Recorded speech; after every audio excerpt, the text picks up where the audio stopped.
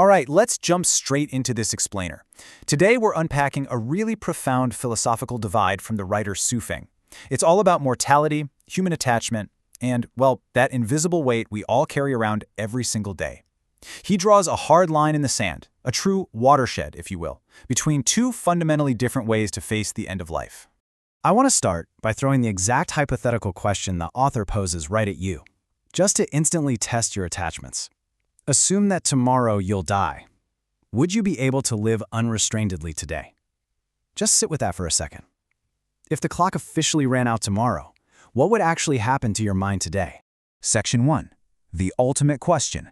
How you react to that thought experiment sets the stage for everything we are about to unpack. Su Feng lays out two radically different paths here. On one hand, if you face death and remain completely calm and unrestrained, congratulations, you've reached a celestial state, and heaven is waiting. But if the thought of the end throws you into chaos, anxiety, fear, or regret, well, it basically proves you're still entirely human. Those lingering earthly tethers mean you're bound for reincarnation, right back here to try again. Section 2. The human burden. Let's look at the reality of our daily human condition.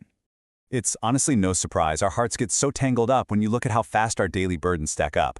We've got aging parents to support, kids to raise, property to protect, businesses to run, not to mention navigating all those messy, unresolved affections and debts. Oh, and on top of the whole shebang, we're relentlessly chasing careers, fame, and success. With a spiritual plate this full, being unrestrained feels frankly impossible.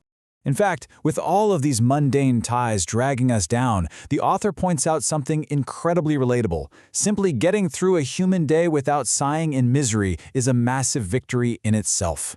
When your life is entirely defined by debts and emotional entanglements, just keeping a neutral expression on your face is a serious accomplishment. Section 3. The unrestrained state. Let's imagine dropping all those burdens. So, what does it actually mean to be unrestrained, or xiaosha? It's a state with absolutely zero worldly ties. No debts, no emotional entanglements, zero desires. You aren't even worried about your next meal. It's the total abandonment of chasing fame or profit, and fascinatingly enough, the text notes it even requires letting go of the extravagant hope for eternal life itself. The ultimate proof of this unrestrained state isn't just a sort of passive acceptance. Nope, it's actively shaking hands with death.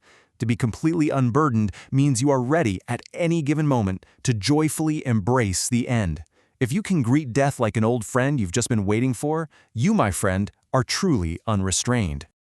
Section 4. The celestial watershed.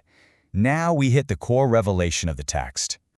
You're probably wondering right now, is it actually possible for anyone to achieve this? Living in our modern world, with all those incredibly heavy burdens we just talked about, can a person truly let go of absolutely everything? Well, the text argues that for ordinary humans, it is pretty much impossible. We just can't shake that weight. If you can actually pull this off, you aren't human anymore. You're a celestial, a Buddha, a god, or a spirit. Only higher beings are capable of this pristine, completely unbothered detachment. And this brings us to a really specific term the author introduces, Chanyuan celestials. Su Feng claims there's actually a group of beings who have managed to achieve this supposedly impossible feat, fully embodying this unrestrained state right here in our world. So here is the ultimate truth to take away from all this. True freedom just isn't a human trait. If you're human, you're going to be burdened. That's literally the definition of the human experience. The author stresses we really shouldn't delude ourselves into thinking otherwise. Living a fully unrestrained life is a special privilege, one that's exclusively reserved for celestial beings who have successfully crossed that ultimate watershed. I want to leave you with a provocative thought that you want. Knowing the incredibly heavy, inevitable burdens we all carry as humans, which side of the celestial watershed do you truly stand on? Could you joyfully shake hands with death tomorrow, or are your earthly debts firmly tying you down today? Keep questioning what truly tethers you to this world.